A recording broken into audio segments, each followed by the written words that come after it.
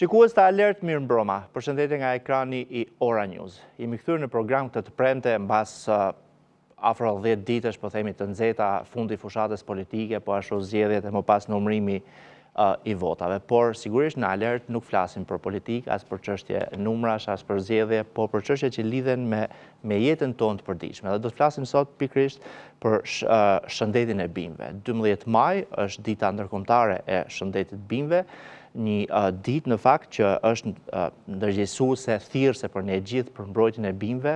Autoriteti Evropian I Sigurisë Ushqimore, Komisioni Evropian ka lançuar fushatën e tretë këtë vit, pra me rastin e 12 majit, ku për herë të parë është futur edhe Shqipëria. Do të flasim sot për këtë çështje, për rëndësinë e mbrojtjes bimëve, jo thjesht sepse sigurisht në këtë situatë post zgjedhjesh dhe post numërimi votash gjithë do pyesni çdo kjo temë në program sot, por sigurisht shëndeti I bimëve është jeta jonë, është jetesa jonë, është ushqimi jonë dhe e ardhmja e jonë dhe e gjithë planetit. Do të flas sot me 4 zonja eksperte, sigurisht studio më e bukur që e kam pas, paneli më I bukur, padyshim, është Valdete Buça, është drejtori I politikave të shëndetit bimëve në Ministrinë e Bujqësisë dhe Zhvillimit Rural, kënaqësi që kam studio. Faleminderit për ftesën.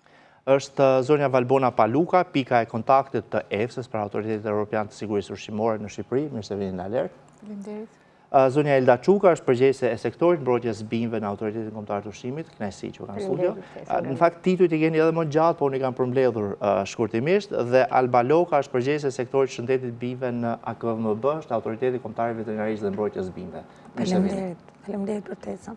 Edhe pak në fakt do ju prezantoj me AKU dhe AKVMB, sepse në kuadër të reformës ky institucion bashkë me Inspektoratin e Peshqimit do kthehen në një institucion vetëm në bazë ligjit për inspektimin, pra reformimin kur ka hyrë në fuqi në fakt ditën e martë, ka marrë formë ligjore dhe priten edhe akte të tjera në ligjore. Zonja Paluka, po e nis me ju si pika e kontaktit të EFSA-s në Shqipëri, por edhe njëri me shumë eksperiencë të gjatë madje në politikat bujqësore, po themi. Çfarë është 12 maj dhe sa rëndësishme është kjo, qoftë për ne, qoftë për Autoritetin Evropian të Sigurisë Ushqimore, pra EFSA-n dhe Komisionin Evropian të Tërësi? Faleminderit Granit, faleminderit për temën që ju keni ngritur dhe ta shqyrtojmë bashkë sot. Fushata Plant Health for Life e përkthyer shëndeti I bimëve për jetën, është lançuar nga Autoriteti Evropian I Sigurisë Ushqimore dhe Bashkimi Evropian, mbas ngritjes së disa shqetësimeve për rreziqet që I vjen mbrojtjes së bimëve, shëndetit të bimëve nga tregtia globale, nga çështjet klimaterike, nga udhëtimet që janë shtuar shumë në gjithë botën, dhe u pa që Bashkimi Evropian kishte nevojë për një fushatë të tillë. Por kjo fushatë është iniciuar nga Asamblea e Përgjithshme e Kombeve të Bashkuara, e cila e shpalli në vitin 2018, shpalli në vitin 2020 si vitin ndërkombëtar të shëndetit bimëve. Dhe pastaj vitin 2022, 12 maj, shpalli ditën ndërkombëtare të shëndetit të bimëve. Dhe kjo për një arsye shumë të madhe, për faktin se rreziqet që po vijnë nga transmetimi I sëmundjeve nëpërmjet bimëve, që riskojnë të rrisin shkallën e varfërisë, të ulin shkallën e sigurisë ushqimore, të dëmtojnë biodiversitetin, të dëmtojnë mjedisin, të gjitha këto bën që të shpalleshe 12 maj si dita ndërkombëtare. Kjo pastaj u bë frymëzim për Bashkimin Evropian, DG Sante dhe Autoriteti Evropian I Sigurisë Ushqimore bashkuan forcat dhe panë që Evropa ka nevojë pikërisht për këtë fushatë. Shumë pak dihet dhe shumë pak kujdesesh për lëvizjen e udhëtarëve bashkë me një bimë, bashkë me një frut, bashkë me një produkt bimor, të cilin mund ta marrin dhe për qef, edhe si suvenir, dhe në këtë mënyrë nuk kanë bërë gjë tjetër, vetëm se kanë riskuar vendet evropiane, kur ka filluar në vitin 2023, dhe jemi vetëm në vitin e tretë. Dhe është një fat I madh që Shqipëria, krahas vendeve të Bashkimit Evropian, në vitin e tretë të kësaj fushate bëhet pjesë. Dhe kjo nuk ka qenë një gjë fare rastësore, por duat vetëm shkurt të kujtoj që në vitin 2024 të gjithë krerët e vendeve e autoriteteve evropiane janë mbledhur në Shqipëri në takimin vjetor të pikave fokale, të cilët u mirëpritën dhe u përshëndetën nga Ministrja e Bujqësisë dhe Zhvillimit Rural, zonja Denaj, e cila ngriti pikërisht këtë shqetësim që Shqipëria ka të nevojshme të bashkohet në fushatat që bën Bashkimi Evropian, qoftë kjo për sigurinë ushqimore, qoftë kjo dhe për shëndetin e bimëve. Dhe kjo bëri që ne jemi tashmë pjesë bashkë me vendet e tjera të Bashkimit Evropian në këtë fushat vitit 2025. Disa vende para antarësimit dhe Zvicra, mos ka për herë të parë? Dhe Zvicra për herë të parë, po dhe vendet e para antarësimit janë vetëm 3 nga 7. Ishte një iniciativë shumë e mirë, edhe Turqia, ishte një iniciativë shumë e mirë për faktin se pikërisht në këtë vit është çdo kush mund veproj tematika. Nëse në vitin 2024 ishte bimët pa kufi, do të thotë që kujdes në pikat e kalimit kufitar, kujdes në aeroporte, kujdes në porte, çfarë ne marrim me vete pa dashje, të pa kontrolluar, të pa certifikuar një produkt i cili mund të kthehet si një rrezik i madh për vendet nga i cili hyn ky produkt. Pak pyetja në këtë rast më vjen për gjitha, po për ju dhe pastaj direkt zonja Buçha, çfarë të thotë një bim që kalon pa kufi? Cili është rreziku? Sigurisht ka edhe një video që qarkullon, është reklamës së EFSA-s. Janë të gjitha sëmundjet karantinore, për të cilat jam e sigurt që zonja Buçha do t'ju flasim më në detaj, por në qoftë se ne jemi mësuar tashmë që një kafsh të ketë ose një produkt shtazor të ketë një certifikat veterinare për të kaluar jashtë kufirit. E njëjta gjë vlen dhe për bimën, në mënyrë të tillë që Ksylela, kjo ka qenë një nga shkaqet më të mëdha që filloi kjo fushat. U rrafshua jugu i Italisë. Jo pak erdhi dhe në Shqipëri, jo pak u transmetua dhe në Spanjë, sepse sëmundjet e bimëve nuk janë që nuk kalojnë kufit. Vetë zhvillimet klimaterike bëjnë që këto sëmundje të transmetohen nga një vend në tjetër, për më tepër kur ti e sjell me një produkt, me një bimë në kufi këtë sëmundje. Pra, kur ju qoni të afërmve soxhuk, mjalt apo fasule jashtë Shqipërisë, mos ju qoni edhe lule apo bimë të ndryshme, apo ashtu mos sillni në Shqipëri. Kjo batut, por sepse në fakt nuk është dhe batut se në Irlandë ishte kapur një sasi produktesh ushqimore, e kishte publikuar edhe RASF, ja kishte raportuar direkt Komisionit Evropian, ishin produktet pa identifikuara, pa dokumentacion, pa etiketë, dhe ishin me origjinë nga Shqipëria, ishte pikërisht këto që ju çojmë ne njerëzve tanë në Bashkimin Evropian apo kudo që jetojnë. Pyetja vazhdon po për ju, dhe e dyta po për ju, pastaj është sa ndikon shëndeti i bimëve në jetën tona. Absolutisht, shëndeti i bimëve është kryesore në jetën tonë të përditshme. 80% e ushqimeve që ne konsumojmë janë pikërisht produkte me origjinë bimore. Dhe për këtë bimë të shëndetshme do të thotë jetë të shëndetshme. Dhe pa tjetër që ndikon jo vetëm në shëndetin tonë të kemi bimë, por gjithashtu rrit edhe produktivitetin bujqësor. Do kemi më shumë produkte për të konsumuar. Gjithashtu, ndryshimet klimaterike përbëjnë një risk për të përhapur dëmtues, lagështia, temperaturat, e kështu me radhë. Prandaj rëndësi të veçantë duhet i kushtojmë pikërisht shëndetit të bimëve. Kur kemi një bimë të shëndetshme dhe kemi edhe më shumë siguri ushqimore, sepse rrjedhimisht dhe produkte ose pesticide nuk përdoren aq shpesh në bimë. Por pjesën e sigurisë e ofron Autoriteti Kombëtar i Ushqimit në fakt. Qoftë sigurinë ushqimore, qoftë shëndetin e bimëve, një pjesë të mirë të zinxhirit, të importit, dhe veçanërisht të importit, por zonja Çuka, sa përfshihet kontrolli i bimëve, i produkteve tjera që kanë lidhje me to, i farave, fidanëve, në pikat e inspektimit kufitar të AKU-s, pikat e inspektimit ato vendkalimit kufitar, ku Autoriteti Kombëtar i Ushqimit ka inspektorët e vetë. Atëherë, Granit, bazuar në ligjin 105/2016 për mbrojtjen e bimëve i ndryshuar, në 2014 parashikohen detyrimet dhe kontrollet fitosanitare, ku importi dhe kalimi tranzit i bimëve, produkteve bimore dhe mallra të tjera që hynë në territorin e Republikës së Shqipërisë, hynë ndërmjet pikave të kufirit, të cilat i ushtrohen edhe kontrollit fitosanitar nëpërmjet inspektimit. inspektorët fitosanitar të kontrollit janë të parët ata që bashkë me inspektorët e autoriteteve doganore ballafaqohen me mjetet të cilat sjellin apo transportojnë këto produkte bimore, PMB apo produkte të tjera në territorin e Republikës Shqipërisë.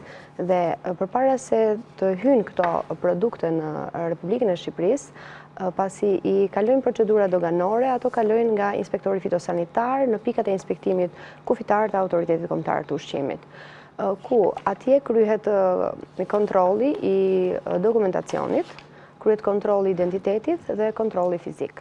Në kontrollin e dokumentacionit është komplet dokumentacioni që shoqëron mallin, bimën, produktin bimor ose produktet e tjera, dhe kryesisht një dokumentacion shumë i rëndësishëm, ashtu sikurse edhe ekspertja zonja Paluka edhe Valdeti përmendi, është pjesa e certifikatës fitosanitare, e cila është certifikata që na deklaron që bima është e pastër nga dëmtuesit karantinor. Në kontrollin e identitetit kemi përputhshmërinë e dokumentacionit me partinë e mallit që ka ardhur, dhe në kontrollin fizik është kontroll më i detajuar, ku kemi edhe kontrollin vizual të mallit, të ngarkesës, si edhe në bazë të planit shumë vjeçar të monitorimit të qëndrueshëm të dëmtuesve. Me bazë risku 2025-2028, në pikën 3-4 të këtij plani është specifikuar që autoriteti kombëtar i ushqimit kryen kontrollet në pikë dhe merr mostrat për analizimin e pastërtisë fitosanitare. Por inspektori ka të drejtën e tij në moment të dyshimit që të marrë dhe mostra jashtë këtij plani. Zonja Loka, cili është, me qenë se përmendi Elda planin, pra konkret, cili është roli i AKVMB-s në këtë plan, për zbatimin e këtij plani? Atëherë më lejoni ta filloj me një shprehje që unë e kam gjetur në EFSA, në korridoret e EFSA-s, të mbrosh bimën do të thotë të mbrosh jetën. Që më ka pëlqyer shumë dhe kam përqafuar vërtet në punën tonë. Shëndeti i bimëve do të thotë gjendja në cilën bima arritet normalisht e pa kërcënuar nga prania e dëmtuesve karantinor, të cilët ulin produktivitetin e bimës, edhe cilësinë e produktit, që në fund është produkti final që i shkon konsumatorit. AKVMB-ja është institucioni përgjegjës që ruan, që nuk lejon hyrjen edhe përhapjen e dëmtuesve karantinor në Shqipëri. Është i treti vit i radhës i tani që AKVMB-ja është në zbatim të planit të monitorimit me bazë risku të dëmtuesve, i cili është një plan që del me urdhër ministri dhe përcakton në mënyrë të qartë edhe të detajuar dëmtuesit që duhet monitorohen për kultura dhe grup kulturash. E veçanta e këtij viti është që plani monitorimit është plan shumë vjeçar i monitorimit të dëmtuesve 2025-2028, që është një strategji e qartë për mbrojtjen e shëndetit të bimëve. Dëmtuesit monitorohen në mënyrë të vazhdueshme nga armata e inspektorëve të AKVMB-s me mënyra të veçanta, kryesisht me kontrollin vizual, edhe më pas në rastet e dyshimit, por jo dhe vetëm në rastet e dyshimit, ajo që përcakton pranin apo jo në mënyrë të qartë të dëmtuesve karantinor është gjithmonë analiza laboratorike.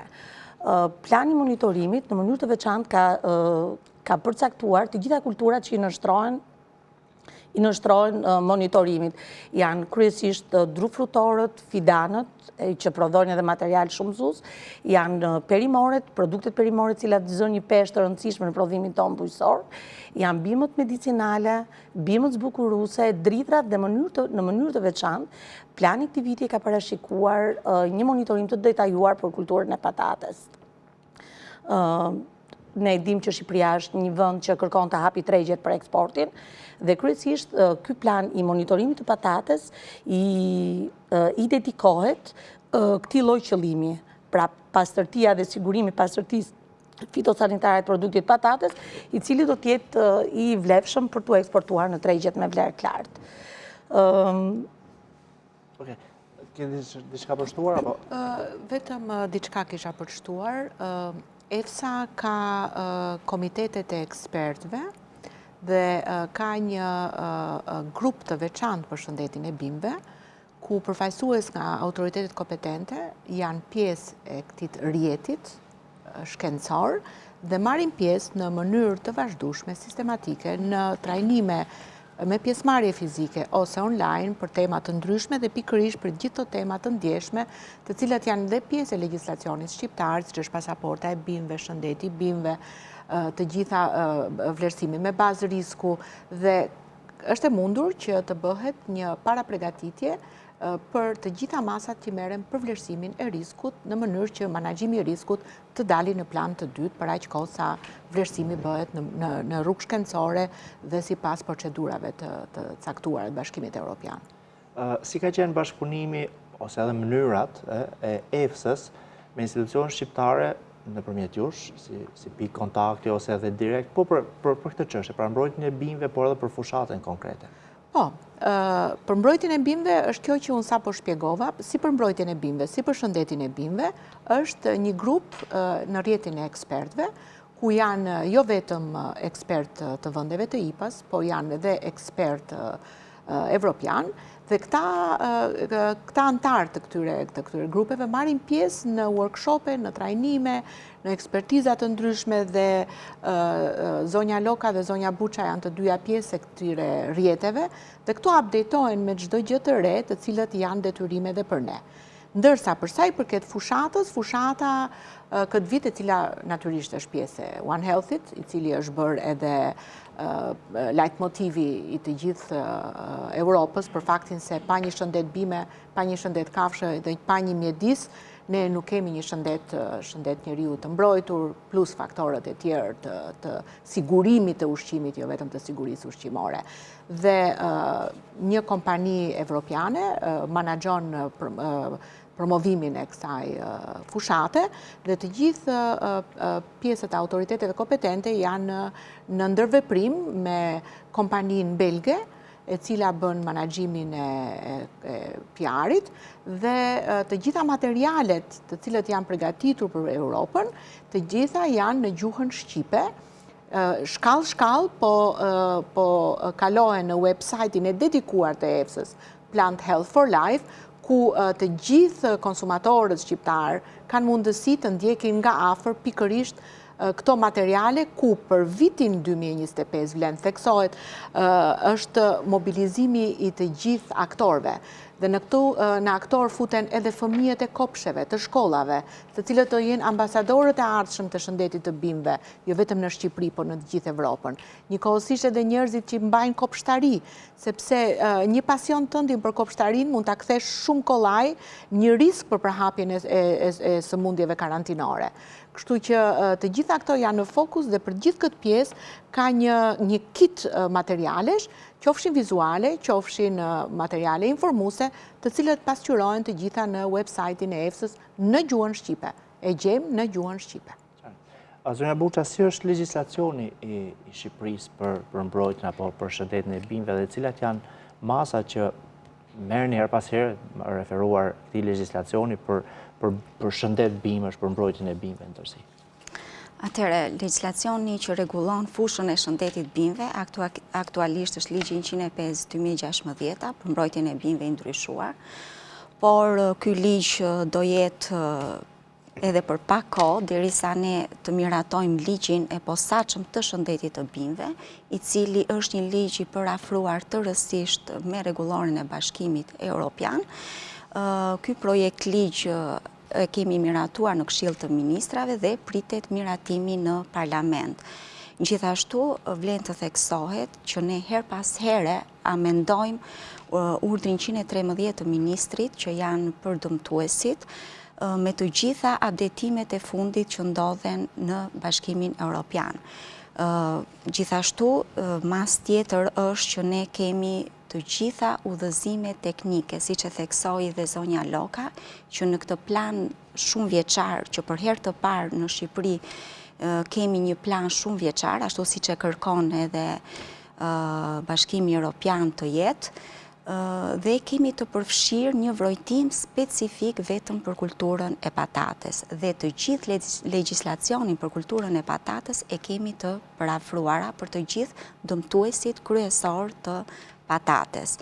Gjithashtu, dua të theksoj që ne, nga viti 2022, jemi të përfshirë në një projekt të Bashkimit Evropian, që për herë të parë ka pas një projekt të dedikuar vetëm për shëndetin e bimëve, që vazhdon deri në korrik të këtij viti, dhe ne në qershor të këtij vitit kemi një takim përmbyllës me të gjithë shefat e shëndetit të Bashkimit Evropian të gjitha vendeve, pikërisht për t'ju treguar të gjithë parafrimet që ne kemi bërë, të gjitha masat që kemi bërë, te ligji i ri shëndetit të bimëve është parashikuar që do kemë për çdo dëmtues prioritar dhe planet e kontingjencës.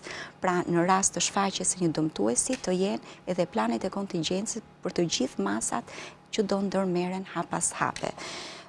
Siç e tha dhe zonja Paluka që si që është dëmtuesi Xylella fastidiosa, që në Itali, pavarësisht ne jemi shumë afër, por fatmirësisht ende dhe shpresoj mos ta kemi prezent, pikërisht janë masat fitosanitare që janë dhe kontrollet në pikat e inspektimit kufitar, por dhe në teren, ne në 2023 kemi bërë një survej vetëm për këtë dëmtues dhe Shqipëria ka rezultuar e pastër nga ky dëmtues, nga 200 mostra që janë bërë dhe në kuadër të projektit Food Safety.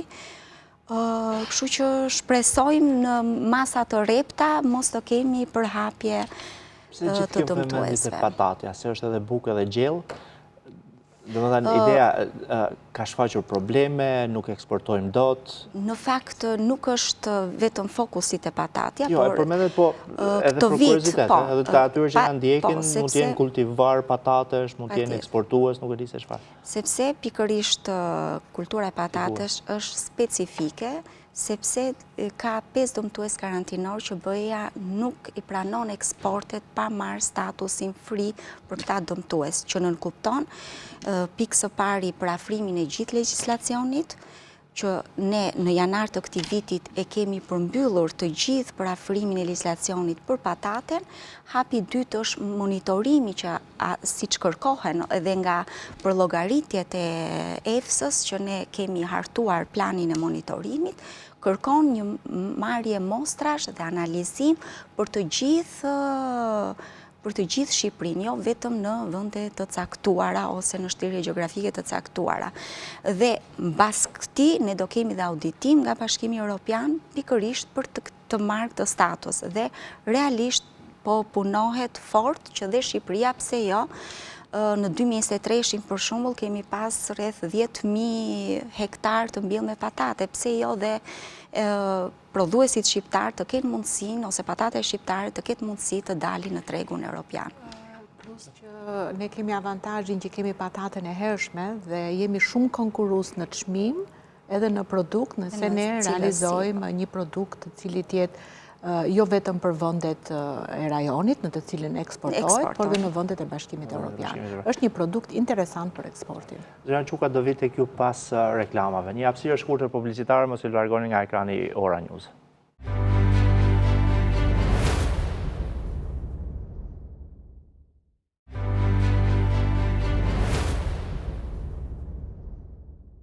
Jemi sërish në alert në këtë pjesë të dytë dhe po flasim për shëndetin e bimëve. Dita ndërkombëtare e shëndetit bimëve ishte 12 maj. Fushata e tretë që organizohet nga EFSA dhe Komisioni Evropian, ku për herë të parë është futur edhe Shqipëria mes disa vendeve që janë para antarësimit, gjithashtu edhe Kosova. Zonja Çuka, shëndeti bimëve, monitorimi, legjislacioni e tjera, po kontrollin e pikat e inspektimit kufitar. Si është? A ke një statistik ndoshta nga 2024 apo edhe të këtij viti, nëse keni, çfarë është kontrolluar më shumë, nëse merren mostra në raste të ndryshme e tjera? Atëherë kontrolli në pikat e inspektimit kufitar, si edhe përmendëm pak më parë, kryhet në bazë të planit monitorimit të dëmtuesve dhe nëse do të flisnim me shifra statistikore për 4 mujorin e parë të vitit 2025, për periudhën janar-prill, kemi një numër kontrollesh të kryera në pikat e inspektimit kufitar për operatorët e biznesit që importojnë bim, produkte bimore dhe produkte të tjera dhe në numër 5.672 kontrole. Dhe bazuar në planin shumë vjeçar për vitin 2025 për 4 mujorin e parë të vitit 2025 janë marrë në total 170 mostra për analizimin e pasërtive fitosanitare, të cilat janë quar në laboratorët e AKU-s dhe 2 janë dërguar në laboratorin e referencës SISUV dhe kanë rezultuar të pastra nga dëmtuesët karantinor. Gjithashtu, plani monitorimit Granit kryen kontrollet jo vetëm në pikat e inspektimit kufitar, por edhe për materialin mbjellës shumëzues, i cili vendoset në treg, në të gjitha njësitë e tregtimit me shumicë dhe pakicë të farave dhe fidanëve. Dhe nëse do të referoheshim një shifre statistikore, për 4 mujorin e parë kemi 458 inspektime të kryera në këto operator, dhe kemi 56 mostra të materialit mbjellës shumëzues bimor far për analizimin e fuqisë mbierëse, të cilat 39 kanë rezultuar konform dhe 17 i kemi në proces analizimi. Diçka më bëri përshtypje në fakt që nuk e dija më përpara që në pik, pra në import kontrolloheshin edhe paletat e drurit ose lëndë drusore. Ç'do thot pse? Patjetër edhe kontrolli i paletave është shumë i rëndësishëm, pasi me paletat e drurit mund kemi transmetim të dëmtuesve karantinor, apo kashta e cila mbetet në këto paletat e drurit mund të ketë mbartur me vete ndonjë dëmtues i cili mund të jetë i rrezikshëm për ambientin, për mjedisin, për gjithë biodiversitetin që prek pjesën Para artëshme. disa vitesh, një eksport i shalqinit në Itali bëri një blokim të madh në Bari dhe u kthye vetëm për mos konformitet të kashtës që shoqëronte si ambalazhues shalqin. Ishte, domethënë, doli me dëmtues karantinor. Të duket kështu pak si interesante, e habitshme, por janë ca detaje, prandaj them edhe farat dhe fidanët, prandaj edhe kjo fushat i ka vënë shumë theksin, sepse ne me shumë dëshirë mund të shohim diku jashtë, marrim një fidan ose një far që na pëlqen, po për aq kohë ajo nuk është e sigurt, ke sjell me dorën tënde rreziku në pikën e inspektimit kufitar, ku AKU-ja me të drejtë nuk mund të kontrolloj se ç'kemi ne në valigje.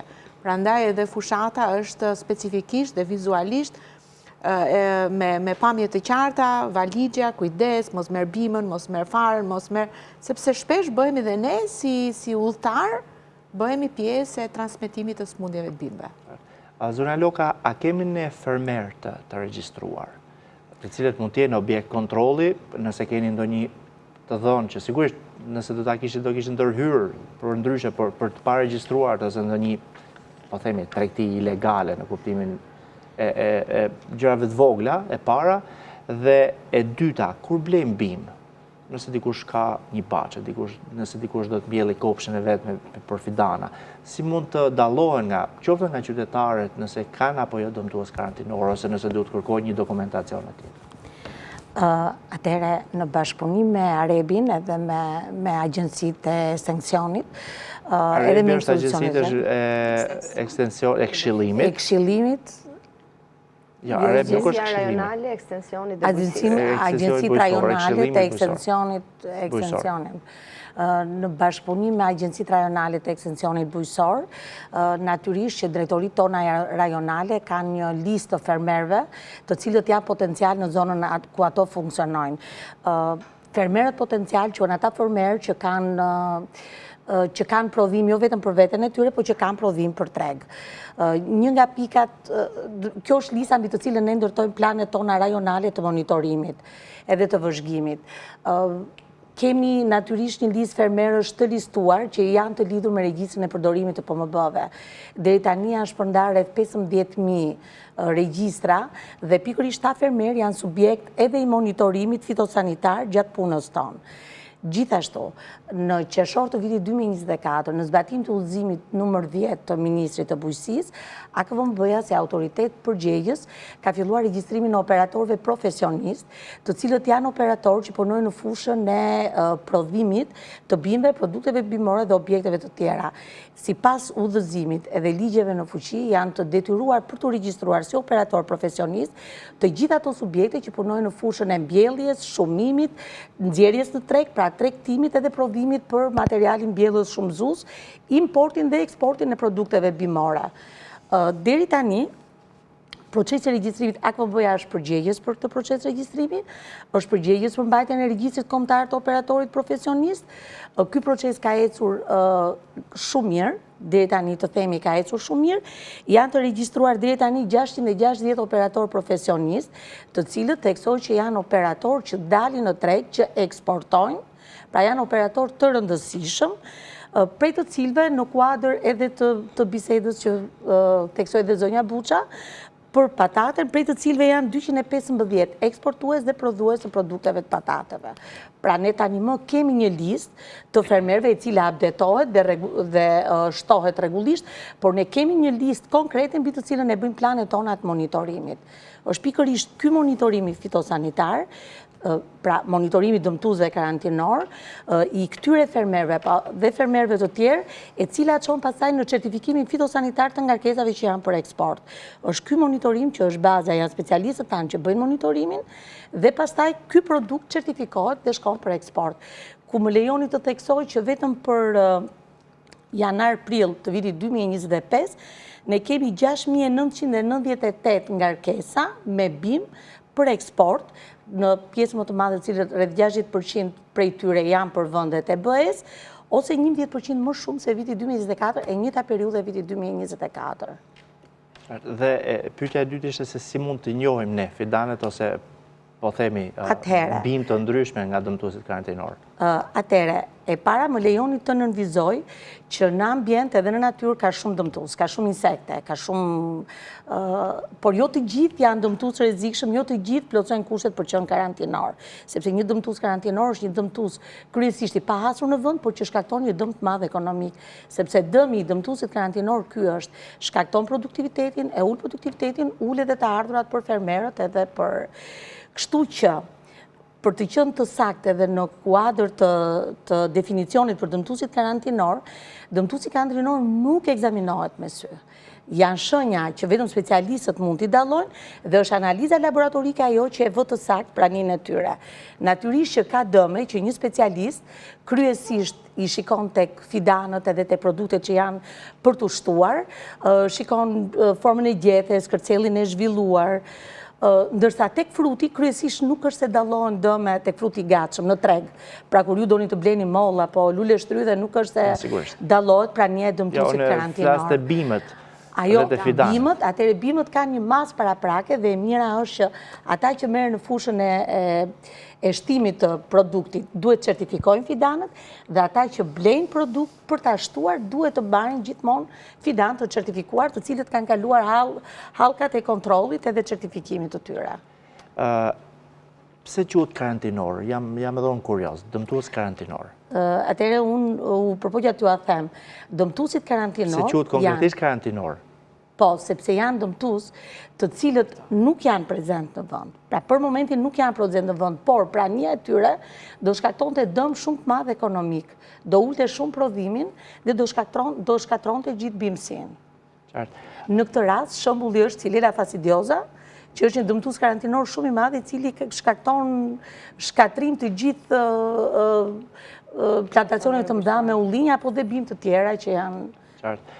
Zonja Paluka, përveç pjesës së ndërgjegjësimit pra të rëndësisë pra të përmbrojtje mjedisit, shëndetit tonë e tjera, një ndër arsyet e fushatës ka qenë edhe mbrojtja ekonomike e njerëzve, fermerëve, e vendeve. Si është s'pare si është shpërndar kjo fushat në gjithë elementet e vetë, të mundshëm, dhe dyta, përveç, po themi në miniaturë, ne që mund të transportojmë një bim apo diçka me vete, sa ju shërben edhe gjithë rjetit të prodhuesve të këtyre fidanëve të bashkëtimit, të tregtarëve të tjera, në kuadër të informimit e ndërgjegjësimit. Për vitin 2025, fushata specifikohet në tematikën gjithkush mund bëjë diçka. Që do të thotë, nëse ne kemi të rinjt në shkollë, ky vit është i fokusuar shumë në edukimin e brezit të ri, i cili shërben si ambasador për shëndetin e bimëve, dhe ashtu sikurse në të gjithë pjesën e sigurisë ushqimore, ne shpesh themi nëse fëmia mëson të lexojë një etiket, e ka mësuar edhe gjyshi dhe gjyshja. Do me thënë, ky vit specifikohet në mobilizimin dhe edukimin me gjithë çështjet e shëndetit të bimëve për brezin e të rinjve, për ata të cilët kanë kopshtarinë e tyre, dhe vazhdon të theksohet për udhëtarët të cilët udhtojnë dhe janë përgjegjës për mbartjen e këtyre smundjeve. Dhe prandaj, fushata vet është për vitin 2025, ashtu sikurse me datën 12 u bë lançimi i saj, ka dy valë. Ka maj shtator, që është vala e parë e fushatës, e promovimit dhe jo kot, sepse vjen është tina e nxehtë, është tina e lëvizjes të udhëtarëve, është tina kur temperaturat janë një faktor i madh për ndryshimet klimatike për zhvillimin e këtyre smundjeve, dhe pastaj vjen dhe faza e dytë që është nëntor-dhjetor për të mbyllur për vitin 2025.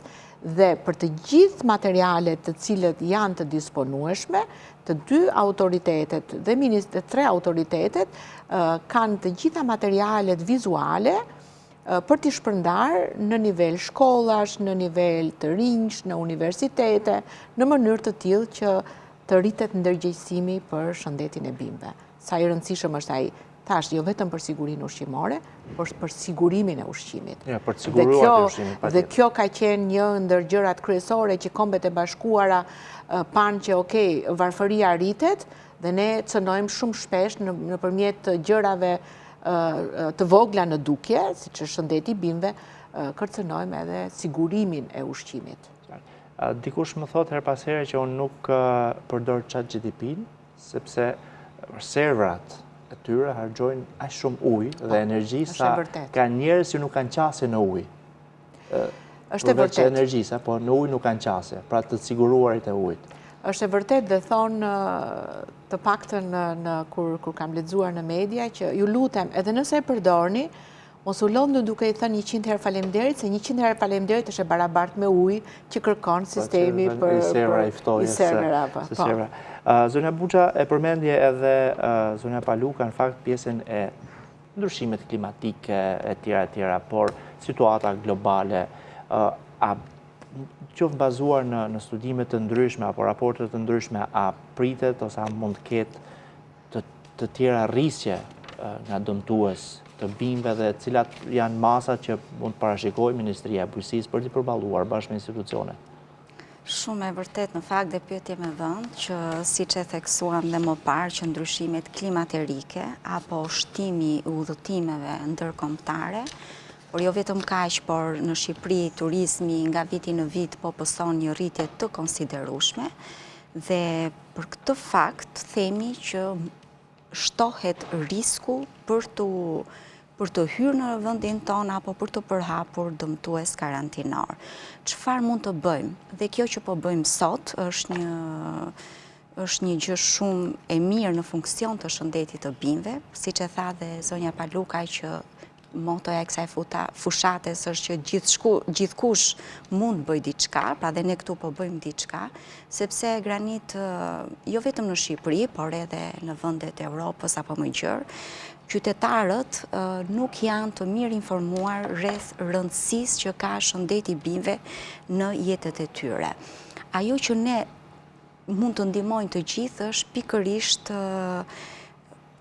theksi tek ndërgjegjësimi. Ndërgjegjësimi është më lehtë të parandalosh një dëmtues nga ndërgjegjësimi sesa nga masat për çrrënjosjen e saj, sepse ka dëm ekonomik dhe ka dhe humbje e kulturave bujqësore. Kështu që prandaj dhe masat vinë duke u shtuar, neve jemi për ditë më tepër në panele, jemi në grupe pune dhe me Bashkimin Evropian nëpërmjet EFSA-s për të mësuar rreth të rejave të rejave që ndodhin rreth fushës së shëndetit bimëve dhe për të parandaluar pikërisht për përhapjen e dëmtuesve. Gjithashtu ne në legjislacionin ton kemi dhe pra se pyete më përpara për dëmtuesit karantinor, ne i kemi në list pra dhe kush janë dëmtuesit karantinor, pra i kemi të listuar në legjislacionin ton. Qartë, unë pyeta pse quheshin konkretisht karantinor, se nisur nga karantina që na u shkaktua në 2020, prandaj thash pse quheshin konkretisht ashtu. Në fakt është për tu vlerësuar sepse kemi kaq shumë eksporte, siç e përmendi dhe zonja Loka në statistikat e saj me bimë dhe produkte bimore dhe për hir të vërtetës nuk kemi pasur kthim mbrapsht të ngarkesave me dëmtues karantinor, sepse produktet tona kur kalojnë kufirin e Bashkimit Evropian dhe ato kanë kontrole shumë të rrepta, analiza dhe për fat të mirë nuk kemi pasur kthim ngarkesash. Kanë bimet, kanë produktet pastaj bimore në eksport her pas here. Zonja Çuka, sa e rëndësishëm është shëndeti i bimëve edhe në sigurinë ushqimore, përtej pastaj asaj që po flasim deri tani? Atëherë shëndeti i bimëve ka një rëndësi shumë të madhe në sigurinë ushqimore. Pasi nëse do të kishim një bimë të shëndetshme, do të kishim një rendiment të lartë. Nëse do të kishim një bimë të sëmur, apo me prani dëmtuesi, apo me një ushqyerje, me mungesë në ushqyerje, do të ulej rendimenti dhe përrjedhoj do të ulej edhe furnizimi me ushqim. Kjo është të siguruar i të ushqimit, por të siguria ushqimore. Absolutisht edhe të siguria ushqimore, pasi në bimë të ndryshme ndodhen edhe kërpudha, myqe, të cilat këto prodhojnë toksina që janë të rrezikshme për shëndetin dhe jetën e konsumatorit. Nëse ato produkte bimore do të konsumoheshin dhe do të ishin me prani të këtyre kërpudhave apo toksinë. Myqe ose çfarë mund të ishte.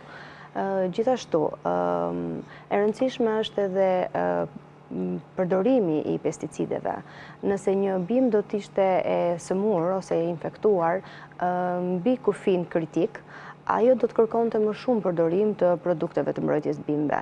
Dhe është shumë e rëndësishme që përdoruesit që përdorin produktet e mbrojtjes bimëve të lexojnë etiketat e produkteve të mbrojtjes bimëve dhe gjithë këshillat që sugjerohen referuar karencës, përdorimit në fenofazat të ndryshme të bimës, periudhës kohës kur duhet përdoret dhe të gjitha parametrat dhe kërkesat që përmban një etiket.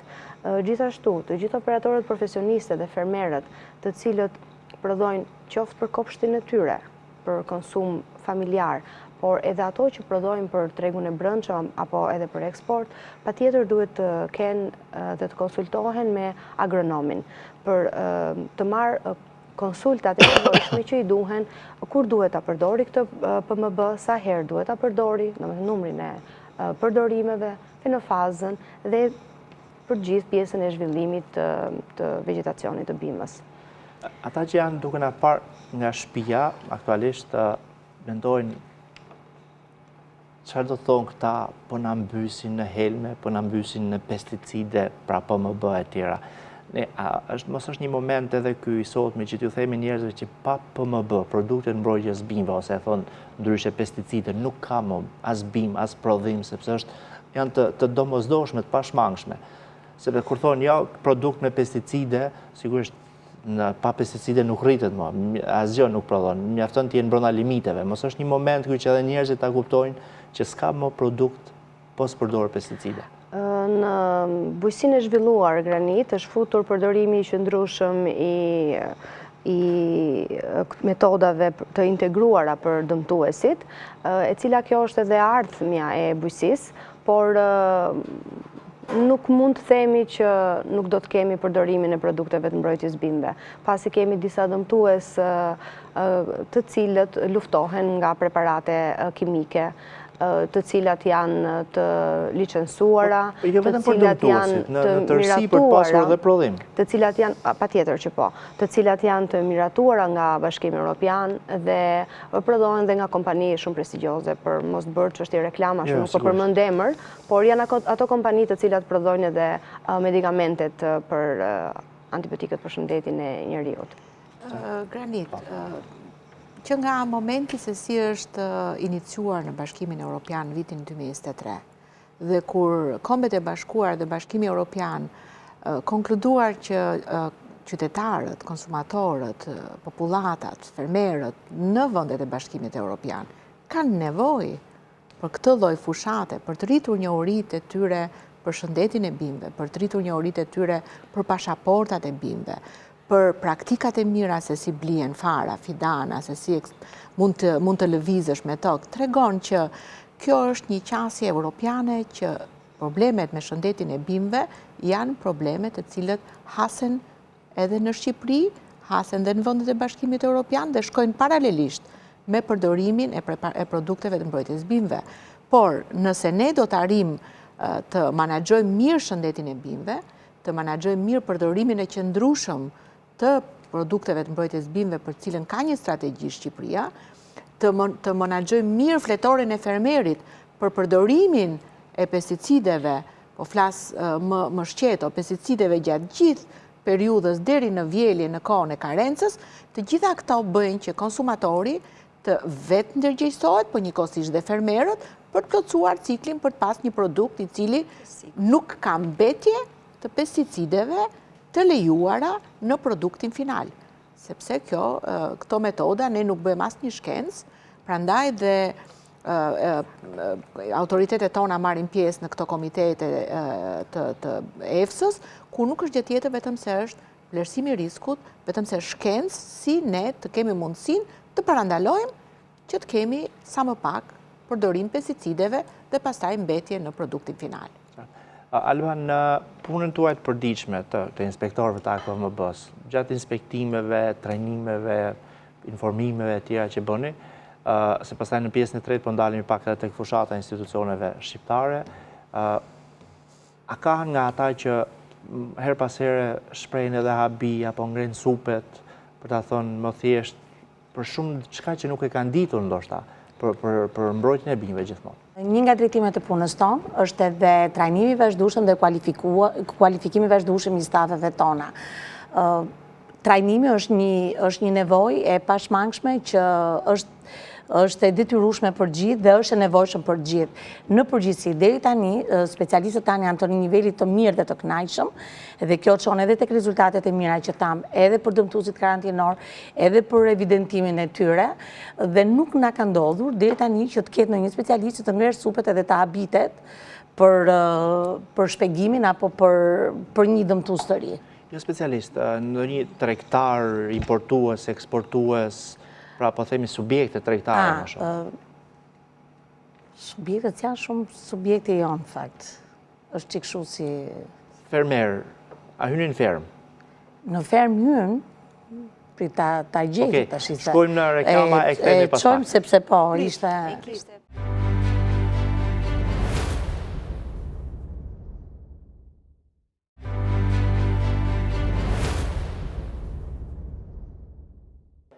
Jemi sërish në këtë pjesë të tretë dhe të fundit të emisionit Alert për ditën e sotme dhe po flasim për 12 maj, ditën ndërkombëtare të shëndetit të bimëve dhe rëndësinë e tij në gjithë ekzistencën tonë, përfshirë dhe pjesën ekonomike tonën. Zona Loka e ndërprem në fakt në lidhje me pjesën e situatës në terren ku ju kryeni inspektime. Pra tek njerëzit që ju trajnoni, ose edhe kontrolloni her pas here, tregtar, prodhues, fermerë e tjerë, për shumë shka që ata mund mos e din dhe që ju vlen informacionin që ju përçonin. Atëre, gjatë punës tonë monitoruese, vrojtuese në terren, natyrisht kontakti jonë është me fermerët, është me operatorët profesionistë të cilët punojnë në fushën e bimëve. Dhe çdo akt monitorimi në vetvete është edhe një akt njohje dhe trajnimi, sepse kur specialisti shkon tek fermeri dhe kontrollon natyrisht i flet edhe për dëmtuesit, për dëmin, edhe për trajtimin që duhet ta shoqëroj. Monitorimi në vetvete, më lejoni ta theksoj, që monitorimi në vetvete është integrimi i të gjitha metodave e cila çon deri në përdorimin e të gjitha metodave, qoftë edhe agronomike, deri në përdorimin e PMB-ve. Dhe kjo është një nga pjesa e kontakteve, një nga pjesët e kontakteve që specialistët tanë kanë me fermerët. Natyrisht, ne dim që shkalla e ndërgjegjësimit tek fermerët tanë nuk është shumë e lartë, pavarësisht që me rritjen e prodhimit, me daljen në treg edhe në tregjet e huaja të prodhimit dhe fermerët tanë janë bërë më të ndërgjegjshëm, ajo që ne ndeshim dhe shohim, edhe në rastet e mosdijes së tyre janë të gatshëm ta thithin këshillën edhe konsultin që i vjen nga ana e specialistëve tanë. Dhe uroj të jeni për ta zbatuar pa ishtë gatshëm. Ne punojmë për këtë. Jo, sigurisht. Është pjesë e tyre, pastaj dëshirës dhe vullnetit të tyre. Me Ministrinë dhe Autoritetin Kombëtar të Ushqimit, fakt doja ta nisja bisedën për fushatën që ju keni zhvilluar së ndërmarr për mbrojtjen e bimëve. Ministria ka pasur, me sa kam parë në rrjetet sociale, një postim, por nuk e di nëse është bërë diçka tjetër realisht, qoftë edhe në terren, dhe po ashtu më pas Autoriteti Kombëtar i Ushqimit. Patjetër, Ministria e ka përqafuar këtë fushat dhe ne përveç në publikimet, në website-et apo në rrjetet sociale të Ministrisë, tashmë të gjithë specialistët e ekstensionit i kemi nga janari në tek fermerët, pra ka filluar një fushat sensibilizuese, qoftë edhe për shëndetin e bimëve, qoftë edhe për përdorimin e produkteve të mbrojtjes së bimëve, dhe mund të themi që është bërë një punë goxha e mirë nga janari këtij vitit për t'i mëshuar ndërgjegjësimin të fermerëve. Gjithashtu nëpërmjet AKMB-s edhe në lançimin e regjistrit të përdorimit të PMB-ve është bërë një punë goxha e mirë kur vetë të gjithë agronomët e shërbimit të mbrojtjes së bimëve janë trajnuar dhe më pas kanë shërbyer si trajner për fermerët, qoftë për mbajtjen e regjistrit, por edhe për kujdesin që duhet të tregojmë ndaj shëndetit të bimëve. Nëse shohin që një bimë e tyre po vyshket apo ka në një simptom, direkt duhet të marrin agronomin e mbrojtjes së bimëve. Autoriteti Kombëtar i Ushqimit kanë para një fletpalosje tuaj në fakt. Atëherë, Granit, në kuadër të periudhës më intensive të rritjes të shërbimeve të kulturave agroteknike në kulturat bujqësore, si dhe rritjes tregtisë të inputeve bujqësore në këtë periudhë, Autoriteti Kombëtar i Ushqimit ka miratuar programin e punës për intensifikimin e kontrolleve zyrtare në këto operator biznesi për vitin 2025, ku referuar problematikave të ndryshme, akteve ligjore të reja të dala në vitet fundit 2022, 2023 dhe 2024, përveç shkresave ndërgjegjësuese që ka përcjell në operatorët e biznesit për të respektuar kërkesat ligjore për shëndetin e bimëve apo tregtimin e PMB-ve dhe produkteve pleruese, fokus të veçantë ka në këtij programi është fushata ndërgjegjësuese në këtë grup operatorësh biznesi, ku Autoriteti Kombëtar i Ushqimit në bashkëpunim me AKVMB-n edhe AREB-in, në mbështetjen e Ministrisë Bujqësisë, kanë filluar fushatën në qarqet që kanë potencial më të lartë bujqësor, në Fier, në Berat, në Elbasan, në Korçë, duke vijuar dhe do të vazhdojnë në qarqet Vlorë, Lezhë, Shkodër dhe kështu deri në fund vitit, deri në periudhën e mbjelljes së kulturave të druve, të pemëve drufrutor dhe kulturave të lashta. Me të gjithë operatorët e biznesit që ushtrojnë aktivitetin në fushën e tregtimit PMB-ve, pikat e grumbullimit, operatorët profesionistë edhe fermerët. Pra, do të kemi një fushat me një përfaqësi nga të gjithë operatorët të cilët përfaqësojnë këtë hallk të zinxhirit ushqimor. Me qëllim rritjen e ndërgjegjësimit dhe ndërgjegjësimin e vazhdueshëm në forcimin e sistemit të gjumëshmërisë midis palëve, menaxhimin sa më të mirë të kërkesave ligjore dhe të situatës, duke respektuar dispozitat e ligjit, si dhe duke rritur kështu, duke patur një rritje më të mirë të sigurisë ushqimore, të inputeve bujqësore, cilësore për fermerin shqiptar, mbrojtjen e mjedisit, mbrojtjen e shëndetit dhe biodiversitetit. Kam përshtypjen se ti je vajzë me parime evropiane, se në asnjë moment nuk përdor fjalën inspektim, po vetëm kontroll zyrtar. Ndoshta kontroll zyrtar dhe inspektim është e njëjta. Por terminologjia është më evropiane. Është termi që përdoret. Unë dua të shtoj diçka. AKU-ja ka një eksperiencë shumë të mirë të ndjekjes së ciklit të trajnimeve me shkollat, me të rinjt, gjë e cila do jetë fokus edhe për këtë fushat, për faktin se fokus janë edhe të rinjt dhe prindit, edhe ata të cilët bëjnë kopshtarinë e tyre, dhe eksperienca e mirë që ka AKU-ja do na shërbej që të dy institucionet dhe ministria të bëjmë një plan deri në fundin e vitit 2025 sipas të dy valve të fushatës për të bërë një cikël trajnimesh dhe prezantimi fushate tek fëmijët. Unë mendoj që të përfshin edhe OSHC në këtë punë. Pse jo? Ishte shaka, po zona Paluka, EFSA ndërmerr shumë fushata çdo vit në fakt. Sipas situatave, ditëve të shënuar etj, siç është kjo, pra 12 maj, siç është fushata e ndërgjegjësimit për ethet afrikane të derit, mortalin afrikane, për gripin e shpendëve etj.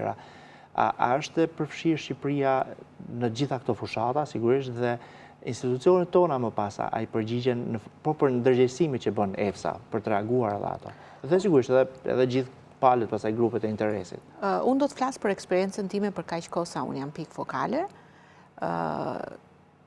Fushata e ASF-s, e mortajës afrikane, është zbatuar në mënyrë rigoroze nga institucionet shqiptare dhe megjithse mbaroi 3 vite zbatuar në Shqipëri dhe financuar nga EFSA, materialet vazhdojnë të shpërndahen dhe të përdoren edhe në vitin 2024 që ne patëm shpërthime, kishte gjithmonë rikujtesë të fermerëve të pikave të inspektimit kufitar me këto materialet e EFSA-s.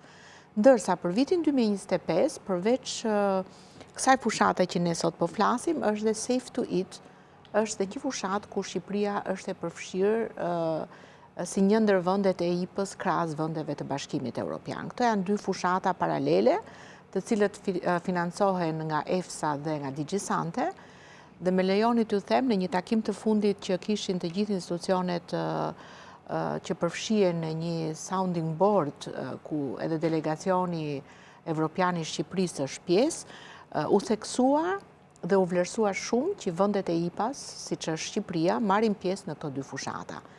Përse kjo? Shqipëria po përgatit ligjin e shëndetit bimëve, ligjin e shëndetit kafshëve dhe shumë shpejt ligjin e për kontrollet zyrtare. Të 3 këto ligje të përgatitura në mënyrë perfekte, sado duan një perfekcion të zbatohen. Që të zbatohen, këto duan dhe i kanë të përfshira brenda në tekstin e ligjit që duan dhe fushatat. Fushatat informuese janë fushatat ndërgjegjësuese, janë shumë të rëndësishme për zbatimin e legjislacionit. Sidomos, legjislacion që flasim është krejtësisht i ri dhe për Bashkimin Evropian. Prandaj thash, në 2023 Bashkimi Evropian thotë, ne kemi nevojë prapë për shëndetin e bimëve, për ta ndërgjegjësuar, për të marrë informacion.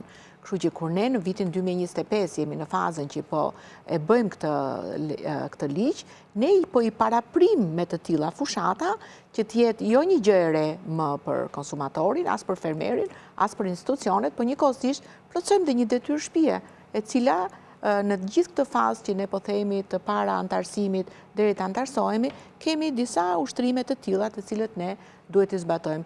Pjesëmarrjen në trajnimet të EFSA-s, sot që flasim janë 4 specialistë të shëndetit të kafshëve të cilët marrin pjesë në një workshop ushtrimor si të përballojmë shpërthimet e sëmundjeve, kush janë planet e kontingjencës, si mundet të zbatojmë këto.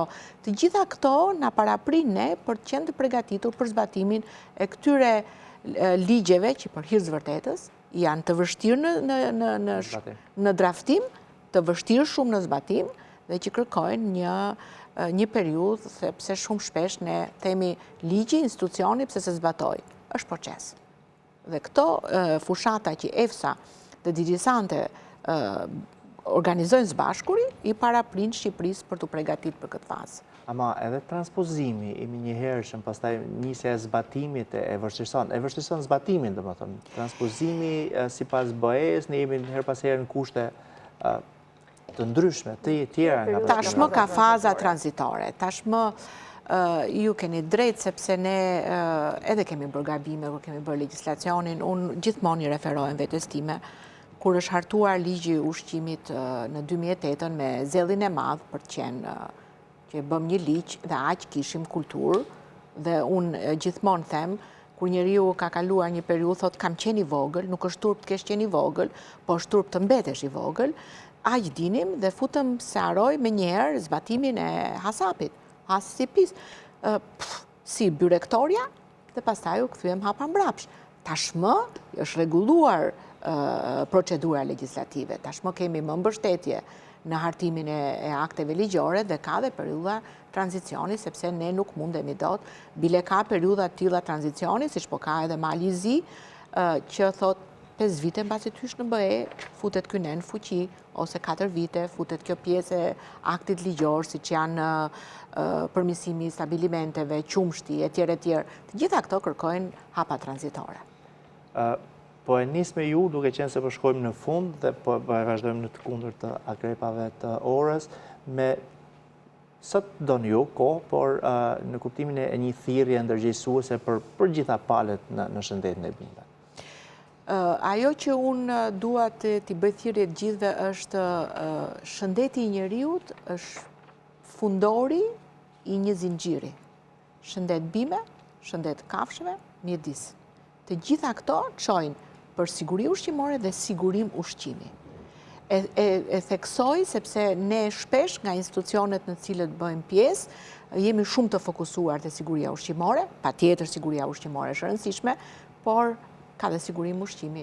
Dhe prandaj iniciativa ka ardhur nga Kombet e Bashkuara që ka vende të cilët këtë sigurim ushqimi e kanë shumë domosdoshëm. Dhe nëse bima dëmtohet, dhe nëse ne kemi një shfarosje të bimëve, ne riskojmë të gjithë ciklin e jetës, nuk ka kafsh pa bim, nuk ka mjedis të pastër pa bim, dhe nuk ka shëndet, jetë, njeriu dhe të ushqyer pa bim.